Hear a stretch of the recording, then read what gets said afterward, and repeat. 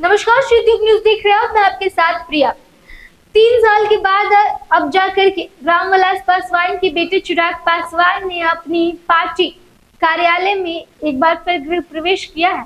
बता दें आपको कि लोक जनशक्ति पार्टी रामविलास को जब से नई पार्टी कार्यालय मिली है, जिसका पता 1 व्हीलर रोड स्थित पार्टी दफ्तर जो है, उसमें आज केंद्रीय मंत्री चिराग पासवान ने गृह प्रवेश किया है। अपने तमाम पार्टी के बड़े नेताओं और कार्यकर्ताओं के साथ चिराग पासवान ने आज पार्टी दफ्तर में प्रवेश किया है। पूरे हिंदी रीति रिवाज के साथ पूजा पाठ करके चिराग पासवान ने प्रवेश किया, जिसके बाद चिराग पासवान और चिराग पासवान की मां दोनों ही एक बार फिर पशुपति कुमार पारस पर हमला बोले हैं। इसको लेकर के चिराग पासवान की मां ने कहा कि 3 साल हो गए, 3 साल तक उन्हें इस दफ्तर में प्रवेश नहीं दिया जा रहा था। इसको लेकर के चिराग पासवान ने भी कहा है, और चिराग पासवान ने कहा कि वो विधानसभा चुनाव में अच्छी जीत हासिल करेंगे। वो वहीं पर काम कर रहे हैं जहां पर उनके पिता काम किया करते थे। अब जाकर चिराग पासवान भी अपनी पार्टी दफ्तर वहीं से चलाएंगे और वहीं से काम करेंगे। क्या कुछ कह रहे हैं चिराग पासवान, पहले उनकी पूरी बातों को सुनाते हैं। बहुत खुशी है। मैं इस घर में अपने पति के साथ आया करती थी। आज मेरा बेटा मुझे लेकर के आया है और मुझे साहब का फोटो देख करके मुझे लगा कि उनको आज कितनी खुशी हो रही होगी। और इस बीच में मेरे देवर पारस जी ने तो हमें आने ही नहीं दिया 4 साल। और मुझे अपने बेटे पे बहुत मैम अगले साल चुनाव भी है जी, कैसे? बहुत कामयाब होगा, बहुत मेहनत करता है, बहुत कामयाब। उसके पापा देख रहे हैं, उसको आशीर्वाद दे रहे हैं, आगे बहुत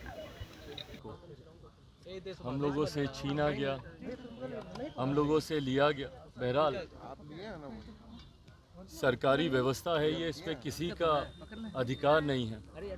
पर ऐसे में आज मुझे खुशी इस बात की है कि जहाँ पे कभी मेरे पिता बैठकर कार्य करते थे, आज पुनः वहीं पर बैठकर उन्हीं की सोच, उन्हीं के विचारों को आगे लेकर जाने का सौभाग्य मुझे, मेरे पार्टी के हर एक नेता, हर एक कार्यकर्ता को प्राप्त हुआ है। मैं मानता हूं कि उनके जितने अधूरे सपने हैं, इस कार्यालय में रहकर उनके हर एक सपने को पूरा करने के लक्ष्य के साथ हमारी पार्टी का हर एक नेता, हर एक कार्यकर्ता काम करने का प्रयास करेगा।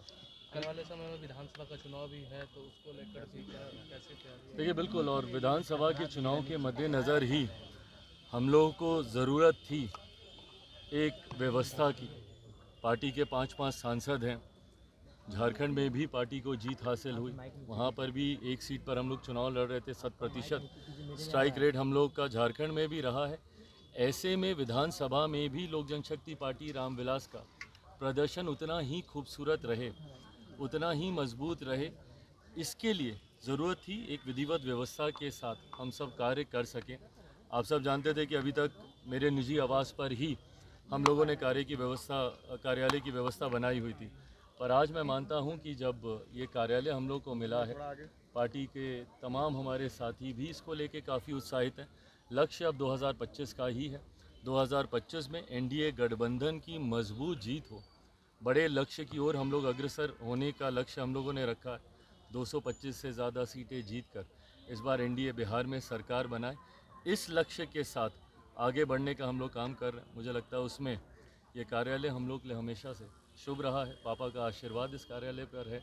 मैं मानता हूँ हम लोग उस लक्ष्य में भी सफल होंगे। लेकिन तेजस्वी यादव वो तो कह रहे हैं कि 2025 में हमारी सरकार महागठबंधन, इंडिया गठबंधन की सरकार। देखिए अब रहने दीजिए अब उनकी बातों को, अब बहुत हो गया। अब कितनी बार लोकसभा में भी उन्होंने दावे किए, तब भी हम कहते रहे। हकीकत क्या थी वो सबके सामने है। पुनः उपचुनाव में भी उनके दावे यही थे, बड़े बड़े दावे किए गए थे। उपचुनाव में भी हम लोग का 100% स्ट्राइक रेट रहा। एनडीए 4 की 4 सीटें हम लोगों ने यहाँ पे जीतने का काम किया। तो ऐसे में अब उनके दावों का मुझे नहीं लगता, जो बार बार अपने दावों पे फेल हो रहे हो, अब उसका कोई मतलब नहीं है। 2025 के चुनाव में कितने सीटों पर आप लोग का दावा रहेगा विधानसभा चुनाव में? ये अच्छा प्रश्न है, पर आप जानते हैं गठबंधन की मर्यादा है। मैं मर्यादा को तोड़ूंगा अगर कोई भी संख्या, कोई भी विषय आप लोगों के साथ मैं पहले साझा करूं और गठबंधन के भीतर बाद में बात करूं। संख्या पर भी चर्चा होगी, ज़रूर चर्चा होगी, सीटों का चयन भी होगा। पर मुझे लगता है जितने एमिकेबली हम लोगों ने लोकसभा के वक्त भी कहा जा रहा था कि भाई 5-5 दल हैं, कैसे होगा, क्या होगा, बहुत एमिकेबली लोकसभा के वक्त भी हो गया और मुझे लगता है उतनी ही सहजता से विधानसभा में भी ना सिर्फ सीटों का बंटवारा होगा, सीटों का चयन भी होगा। हर पार्टी एक लक्ष्य की ओर अग्रसर हो रही है, जो भी एनडीए गठबंधन में है, कि एनडीए की मजबूत सरकार बनानी है, प्रधानमंत्री नरेंद्र मोदी जी की सोच वाली सरकार बनानी है। हमारे मुख्यमंत्री नीतीश कुमार जी को पुनः एक बार मुख्यमंत्री बनाने के लक्ष्य के साथ हम लोग आगे बढ़ने का काम कर रहे हैं। तो ऐसे में व्यक्तिगत महत्वाकांक्षाओं से ज़्यादा प्राथमिकता एनडीए गठबंधन के हितों को सामने रखना लेकिन है। मल्लिकार्जुन खड़गे वो तो बोल रहे हैं कि ईवीएम से नहीं पोस्टल बैलेट से चुनाव। झारखंड में भी यही बात बोल दें, वो एक बार नहीं नकार दें, एक बार झारखंड की सरकार को बोले ना इस बात को। महाराष्ट्र के लिए ही क्यों ये बातें?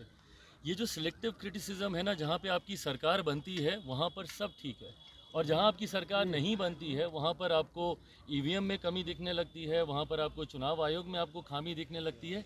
ये गलत सोच है। या तो आप नकार दीजिए और आप पहले ही बोल दीजिए चुनाव से पहले, फिर क्यों आप इतने बड़े बड़े दावे करते हैं? अभी देखिएगा, अभी बिहार विधानसभा का चुनाव आएगा, हम लोग 225 बोल रहे हैं तो ये लोग 230-35 ही बोलेंगे, उससे कम तो ये लोग नहीं बोलने वाले। क्यों दावे कर रहे हैं? अभी से घोषित कर दीजिए ना कि भैया अगर ईवीएम से चुनाव होगा तो ना राजद चुनाव लड़ेगी ना कांग्रेस चुनाव लड़ेगी, बोल दीजिए। बोलिए नहीं भरोसा है, चुनाव भी लड़ना है, चुनाव से पहले बड़े बड़े दावे भी करने हैं, और हार के बाद ये बातें जेएमएम के लोग तो नहीं बोल रहे हैं, उन्हीं के ही गठबंधन के साथी हैं ना, इंडिया अलायंस के ही हैं। क्यों नहीं हेमंत सोरेन जी बोलते हैं कि ईवीएम में गड़बड़ी थी? बोले अपने गठबंधन के साथियों के बीच।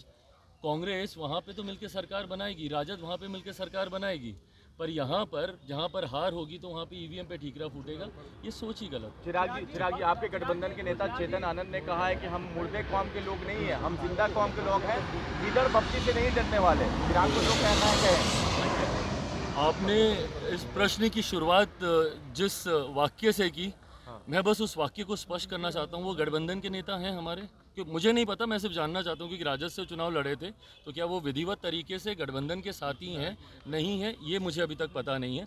अगर हैं तो गठबंधन के भीतर रहकर ये बातें उचित नहीं है। उनके गठबंधन के, हमारे गठबंधन के घटक दल का कोई उनकी पार्टी से नेता बोलेगा तो मैं जरूर जवाब दूंगा। Thank you. प्रचार में भी नहीं आए थे। Thank you. विधानसभा में विपक्ष बार बार ये कह रहा है कि इस पर नीतीश कुमार अपना रुख साफ करे और बिल जो आया है उस पर जो है ये जेपीसी का गठन हुआ, विपक्ष के लोगों की मांग थी कि जो बिल आया है वक्फ बोर्ड से जुड़ा हुआ, उसको लेकर एक कमेटी का गठन होना चाहिए। उन्होंने तो जेपीसी की भी मांग नहीं की थी, ये तो हमारी सरकार की सोच रही है। उनका तो कहना था कि इसको किसी भी कमेटी में, स्टैंडिंग कमेटी कहीं भी भेज दिया जाए जेपीसी का, इसके लिए तो सुना आपने चिराग पासवान को, उन्होंने प्रवेश किया और इसके साथ ही उन्होंने, चिराग पासवान ने दावा भी कर दिया है कि 2025 में 225 सीटें जीतेंगे। इसके पहले भी एनडीए के कई नेताओं की तरफ से 225 सीटें 2025 में जीतने का दावा किया गया था, लेकिन अब इसके बाद चिराग पासवान ने भी कहा है कि हम लोग 225 सीटें जीतेंगे। तेजस्वी यादव पर तंज तक कसते हुए चिराग पासवान ने कह दिया कि उपचुनाव में भी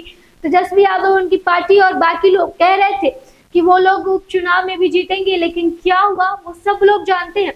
अब 2025 में जब हम लोग 225 सीटों का टारगेट रख रहे हैं तो जाहिर सी बात है महागठबंधन की तरफ से 230 सीटों का लक्ष्य रखा जाएगा और दावा किया जाएगा, लेकिन उन्हें सिर्फ और सिर्फ हार का सामना करना पड़ेगा। उन्होंने कहा कि दोबारा से अपने दफ्तर में आकर के पिता की याद आ रही है, पिता यहाँ से काम करते थे और फिर अब हम भी अपना काम यहीं से शुरू करेंगे। उनकी माता ने भी कहा कि उन्हें 3 साल तक उस पार्टी दफ्तर में नहीं जाने दिया गया।